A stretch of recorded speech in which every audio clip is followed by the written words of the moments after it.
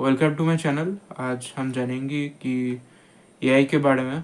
AI का जो influence है वो मेडिकल लाइन में कैसा है। मतलब एआई का दो तरीके का इन्फ्लुएंस है, जो कि एक बूढ़े वाला हम लोग जानते हैं, एक अच्छा वाला जानते हैं। तो बूढ़े वाला जो बैड इन्फ्लुएंस है उसमें हम देखेंगे जैसे डीप फेक होता है। फिर ये भी एक लोगों के मन में डर पैदा हो गया है कि उनके जो जॉब्स है वो अभी सेफ नहीं है, उनके जॉब जा सकते हैं एआई के बारे में। क्योंकि एआई जो है नया कॉन्सेप्ट नहीं बोल सकते, 2-3 साल पहले हुआ है। और जो एआई की जो कंपनी है जैसे चैट जीपीटी, अभी जो नया है न्यूरालिंक, ये जो आ रहा है, जैसे पहले गूगल असिस्टेंट था, अभी गूगल जेमिनी हो गया है, मेटा एआई आ गया है। तो अभी भी बहुत सारा है अभी भी। तो ये जो है खुद को इवॉल्व करते हुए जा रहा है। और जो दूसरे प्रोफेशन का जो लोग हैं उनके जो जिनसे उसका घर चलता था वो अभी जा रहा है अभी। तो ये तो हो गया इसका जो बैड जो इन्फ्लुएंस था। अभी गुड इन्फ्लुएंस में अभी हम देख सकते हैं कि ये लोगों को असिस्ट भी कर सकता है। जैसे मेडिकल प्रोफेशन में अगर हम देखें तो जैसे हम लोग जानेंगे कि सर्जरी के टाइम पे अभी बहुत सारे ऐसे डिवाइस आ गया है कि सर्जन को सर्जरी में जो खुद का हाथ लगा के काटना है, ऐसे मतलब जो लेप्रोसी केस होता है जो, तो उनमें देखेंगे कि जो कैमरा होता है अभी वो मशीन के मदद से ही लिया जाता है। अभी सब एडवांस टेक्नोलॉजी हो गया है। तो अभी हम जानेंगे कि जैसे ओटी में, ऑक्यूपेशनल थेरेपी में, बीटीई एक डिवाइस होता है, बाल्टीमोर थेराप्यूटिक इक्विपमेंट। तो वो भी एक जैसे मशीन का ही है। वो अभी का नहीं है, वो थोड़ा पहले का है। तो अभी ये बहुत ज़्यादा मतलब एक कॉन्सेप्ट है कि एआई हमारा जॉब खा सकता है कि नहीं। तो इनके बारे में हम जानेंगे। तो अभी हम पूछेंगे जेमिनी से कुछ सवाल। तो चलिए पूछते हैं। पहला जो है शोल्डर व्हील के बारे में पूछेंगे कि ऑक्यूपेशनल थेरेपी में या फिर फिजिकल जो थेरेपी है और फिजियोथेरेपी है, तो उसमें शोल्डर व्हील असेसमेंट के लिए देता है। ये इसमें कुछ मसल के एंड्योरेंस या फिर स्ट्रेंथ के इंक्रीजिंग के लिए इसे दिया जाता है असेसमेंट के लिए कि इनमें कौन सा नर्व डैमेज है या फिर मसल फैटिग है कि नहीं है। जो ग्रेडेशन ऑफ मूवमेंट होता है मसल उसके काम के लिए है कि नहीं है, तो इसके लिए हमें ये देना पड़ता है तो शोल्डर व्हील। तो पहले हम पूछेंगे कि व्हाट इज शोल्डर व्हील।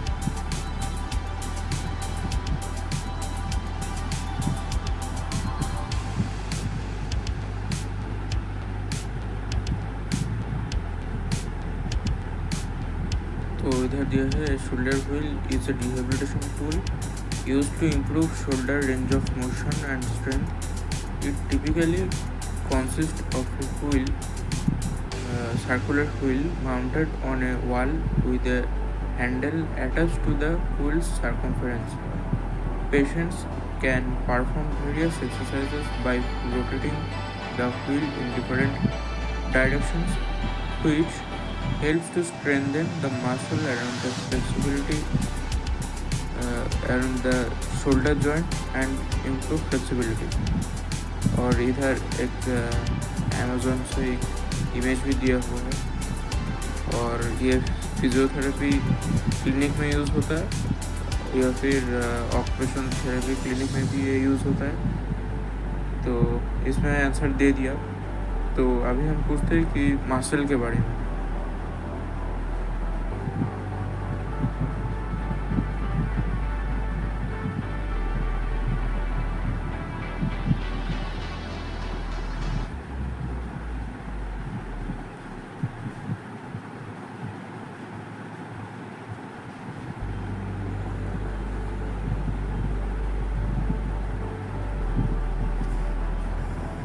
तो इसमें बोला है रोटेटर काफ मसल।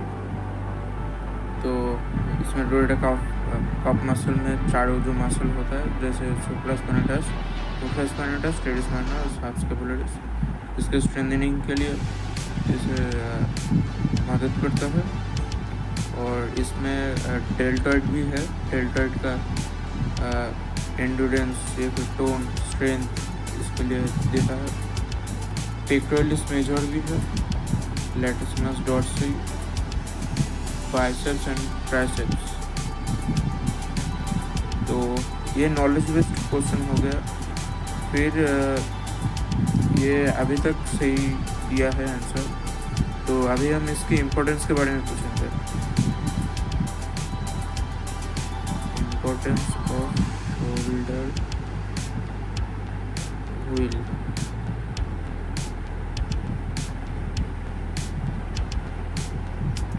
तो ये range of motion off shoulder, muscle strength, faster recovery of injuries, pain relief, improved functional movement, prevention of future injuries, versatility and accessibility, and psychological benefits इसमें मदद करता है। तो अभी तक सही दिया है आंसर। तो अभी इसे कुछ क्लिनिक बेस्ड क्वेश्चन इसे पूछता है और देखते हैं कि ये टू द पॉइंट आंसर दे पा रहा है कि नहीं, क्योंकि ये तो आंसर दे देगा। तो एक पेशेंट के लिए अगर कोई मेडिकल प्रोफेसर या फिर जो मेडिकल प्रोफेशन में जो लोग हैं, तो उसके जो समझने के लिए ये प्रोसेस ठीक है, मतलब असेसमेंट के लिए अभी तक सही है। लेकिन एक पेशेंट के लिए इतना कुछ समझना आसान नहीं है जमीन के थ्रू से या फिर किसी भी AI। इसलिए अभी हम कुछ इसे क्लिनिकल सवाल पूछेंगे, जैसे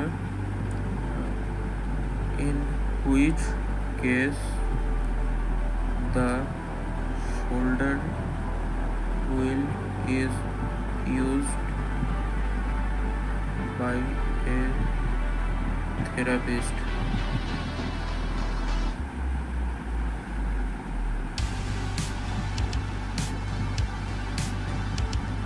तो इसमें दिया है post surgical rehabilitation, injury rehabilitation, chronic condition,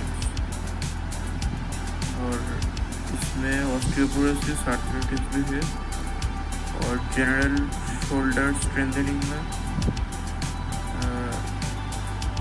a shoulder wheel can be used as a part of a general exercise program to strengthen the shoulder muscle and improve overall shoulder health।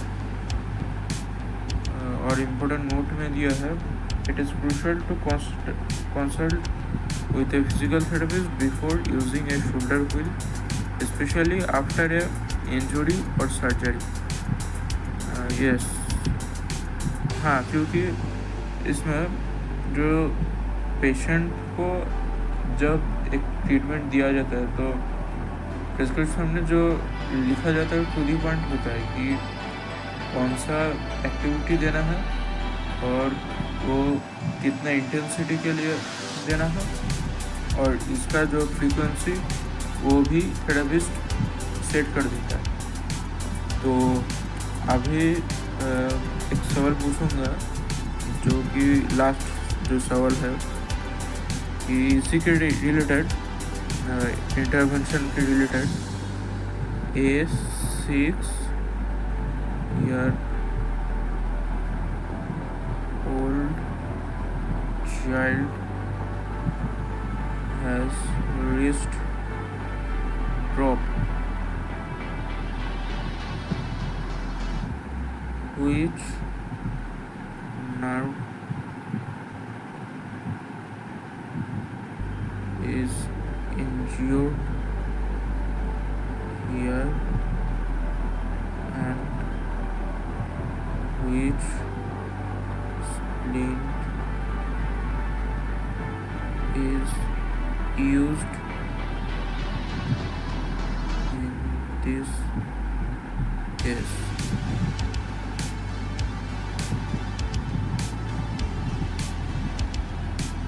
तो इसमें बोला है 6-year-old child with wrist drop has likely injured the radial nerve. Yes, ही दिया है.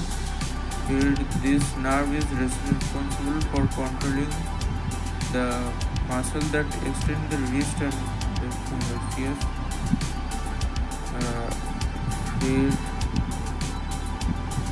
In this case, a volar splint is typically used. The splint supports the wrist in a slightly flexed position, which helps to prevent further injury to the nerve and promote healing. The splint is usually worn for several weeks until the nerve function has recovered. और दिया है, it is important to see a doctor or physical therapist to get a proper diagnosis and treatment plan. They can also teach the child exercise to help strengthen the muscles and improve functions. Yes, इसमें जो 6 year जो child है इसमें wrist drop है. तो wrist drop होता है radial nerve injury के लिए. जब रेडियल नर्व कॉम्प्रेस हो जाता है तब ये रिस्ट ड्रॉप होता है. जो रेडियल नर्व होता है इसका एक फंक्शन होता है कि रिस्ट और जो फिंगर्स है उसे फ्लेक्स करके रखना. तो इसमें अभी हम लिखेंगे कि which muscles helps in the extension of the wrist. तो इसमें जैसे हो गया extensor carpi ulnaris, extensor carpi radialis, extensor carpi radialis longus. तो ऐसे जो मसल है इसमें कॉन्ट्रैक्ट करके ये रिस्ट का एक्सटेंशन कराता है. और अगर ये रेडियल नर्व अगर इंजरी हो जाए तो ये मसल कॉन्ट्रैक्शन नहीं होगा और एक्सटेंशन नहीं हो पाएगा, तो इसीलिए रिस्ट ड्रॉप हो जाएगा.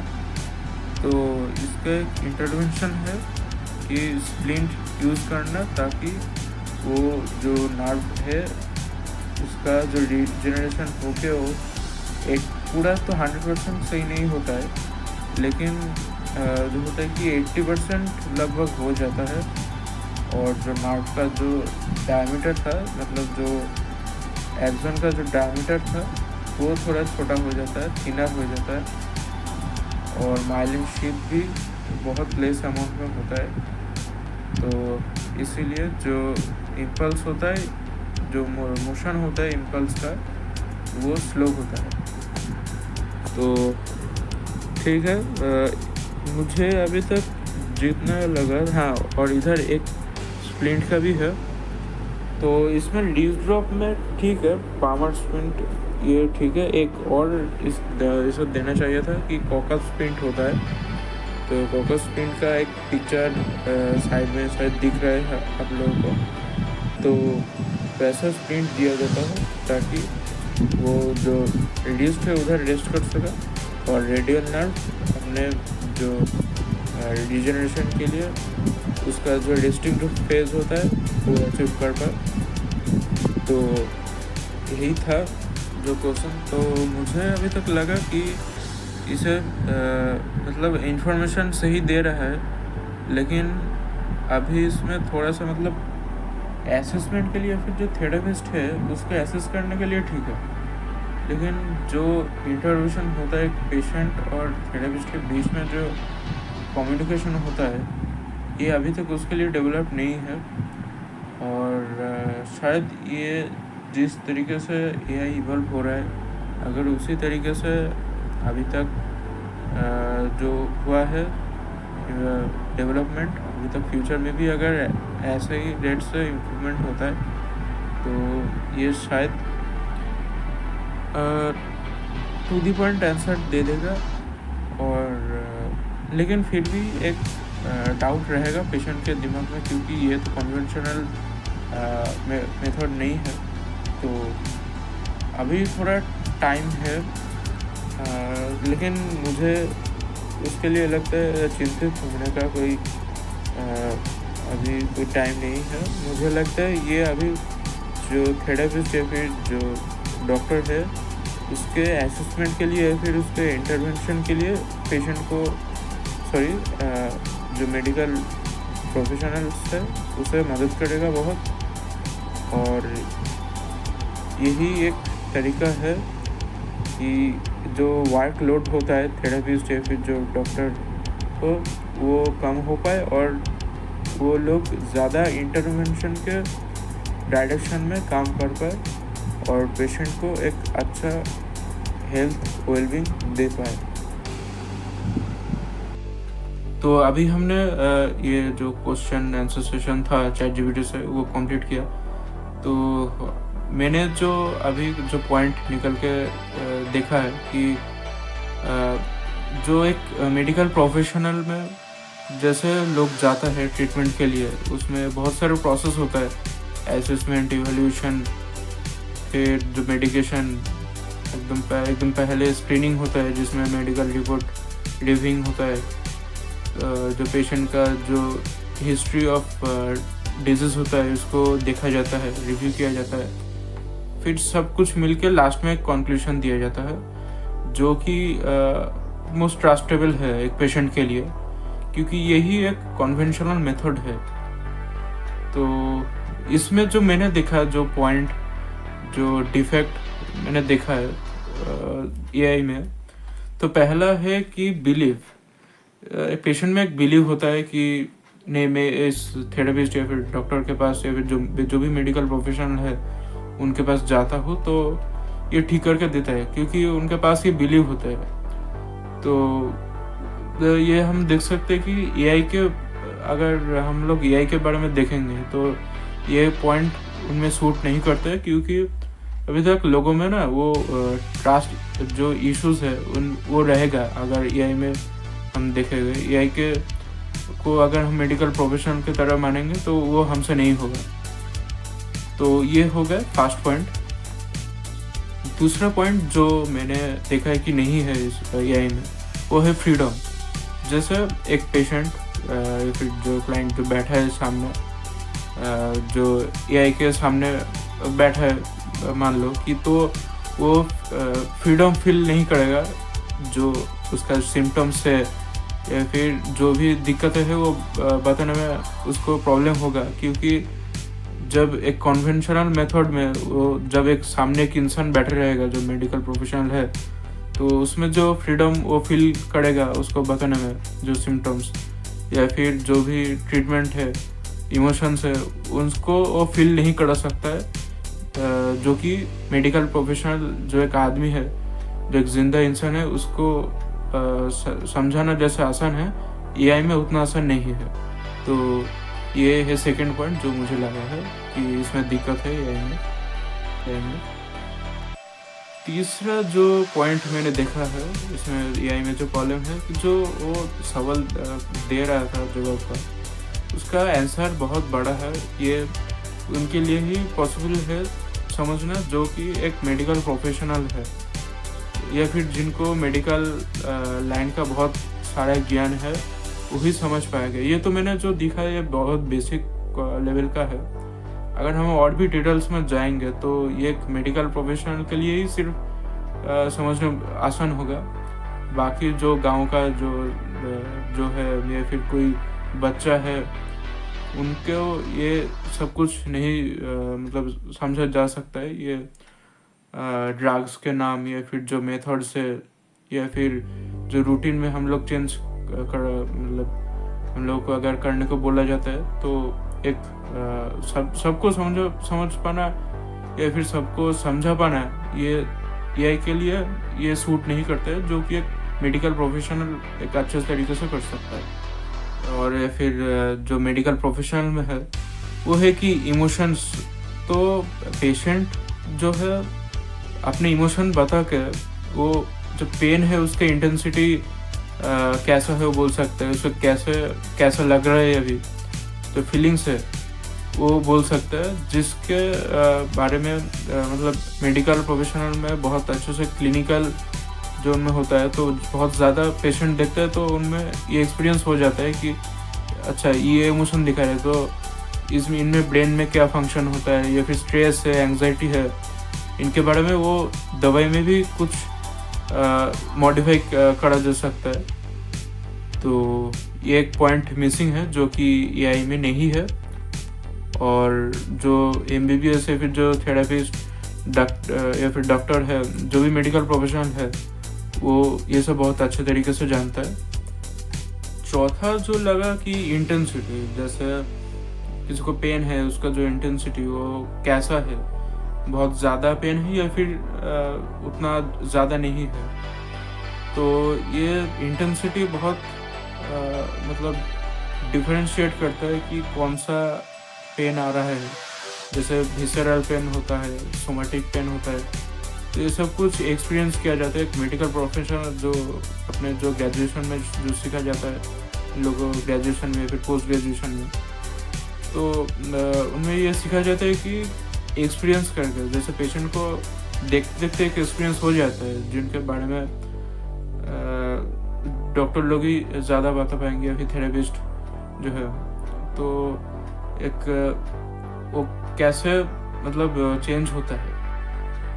तो जो अगली पॉइंट मैंने देखा है कि इंटेंसिटी, तो इंटेंसिटी में पेन जैसे हम लोगों को समझाना है अपना जो डॉक्टर या फिर थेरेपिस्ट जो है, तो उनमें हम लोग कैसे बताएंगे कि बहुत ज़्यादा पेन हो रहा है, बहुत उतना ज़्यादा नहीं हो रहा है, मीडियम हो रहा है कि बहुत कम हो रहा है। तो ये एक डॉक्टर या फिर जो मेडिकल प्रोफेशनल है उनके लिए ही सिर्फ ये मतलब समझ पाना आसान है कि ये अगर ऐसा पेन होता है तो इसका जो इंटेंसिटी है, तो हमें कौन सा डोज का दवाई देना चाहिए इसके लिए।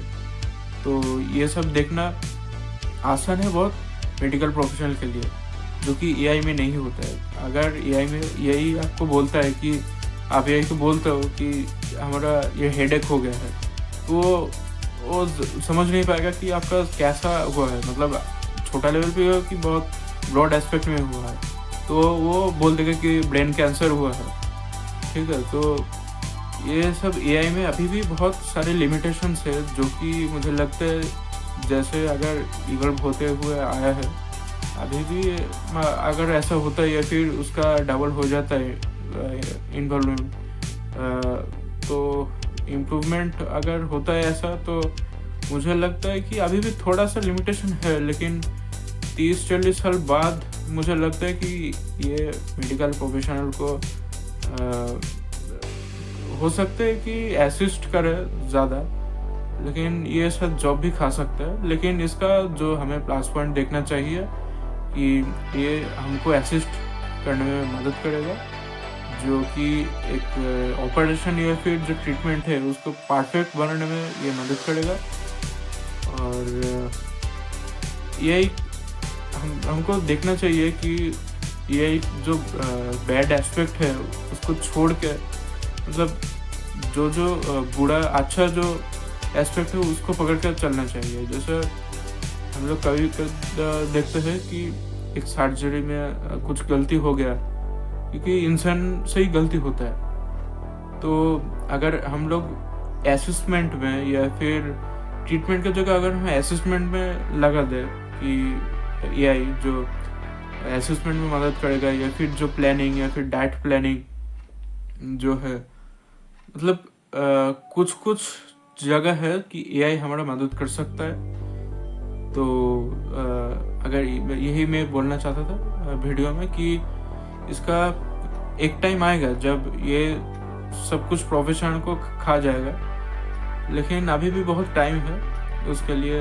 अभी उतना ज़्यादा नहीं सोचना चाहिए और हमें फोकस करना चाहिए कि ये कैसे असिस्ट करेगा एक मेडिकल प्रोफेशनल को, कैसे जो बहुत काम होता है सर्जन को या फिर जो फिजिशियन होता है, तो उनके जो काम है उनको बहुत जो काम को आसान करने में मदद करेगा। जैसे मैं बोलता हूँ कि एक मान लो एक डॉक्टर है, बहुत ज़्यादा लाइन है, तो उसमें असिस्टमेंट के लिए उस डॉक्टर को रहना पड़ेगा, इवोल्यूशन के लिए भी रहना पड़ेगा, ट्रीटमेंट के लिए भी रहना पड़ेगा, वो मेडिकेशन देगा उसके लिए भी रहना पड़ेगा। तो एक आदमी के ऊपर जो प्रेशर है वो अगर एआई देख सकता है थोड़ा प्रेशर कम करके, तो डॉक्टर अपना जो है ट्रीटमेंट में और ज़्यादा फोकस कर पाएंगे।